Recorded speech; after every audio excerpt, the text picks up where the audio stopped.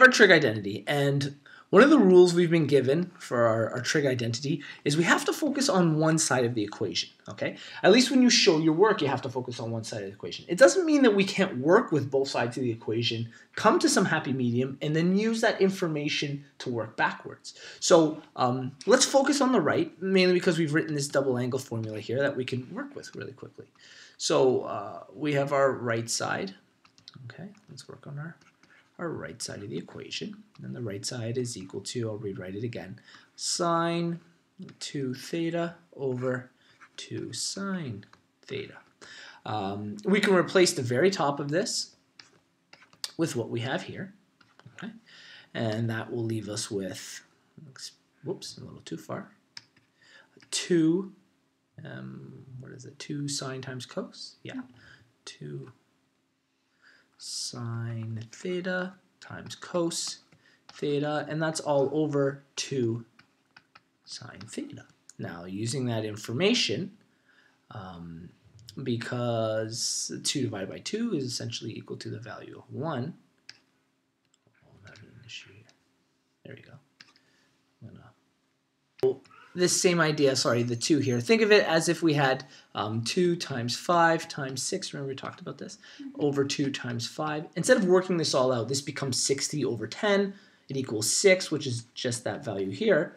The same idea is that these two divide to equal 1, and these two divide to equal 1. So our 2's eliminate, and think of the sine thetas as our 5 in this example, and they eliminate, right? And you've gone through these steps before, and you ended up at cos theta. Okay. Hard to think of where to go from cos theta. So what I'm going to do, we've kind of hit a roadblock, but doesn't mean this information's no good. What I'm going to do is I'm going to pull it to the side here, and we'll work on the left side and kind of see if we can meet at that medium. It's a lot easier to think of, let's simplify down to cos theta. So let's try that as a goal. Okay, now we have our left side. So our left side, 1 minus sine squared theta over, I'll grab it, cos theta. So, with that being said, the top of this equation, if we use our Pythagorean identity,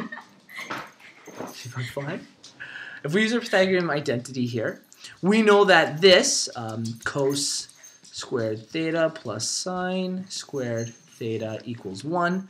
So we can simplify this, or we can rearrange it, sorry, to say cos theta is equal to 1 minus sine squared theta. So let's replace the top of this equation with cos squared theta. Okay, so when we do that, we get cos squared theta divided by cos theta. And what does that simplify into? Cos theta. Okay, so we've now found a really happy medium. Now, the reason I've done this is because I personally think it would have been really hard to go from cos theta. Okay, and let's say we'll tell, when we go to write our actual workout, we could tell our professor, you know, we're only going to work on the right side of the equation, but let's use our left side information, or vice versa. Let's say we're working on the left. I know that cos theta from here steps up to this. So I can now rearrange this, or I can expand it to say 2 sine theta times cos theta divided by 2 sine theta, because we know it's equal to that because we've just done it on our right side information. So my next step is to take the info I learned from the right side, okay, and we'll kind of circle it here in red, and let's bring it as our next step on our left side. So when we show our professor our work, we've only looked at the left side of the equation, but we've used what we learned from the right side. So now cos theta is technically equal to 2 sine theta times cos theta divided by 2 sine theta.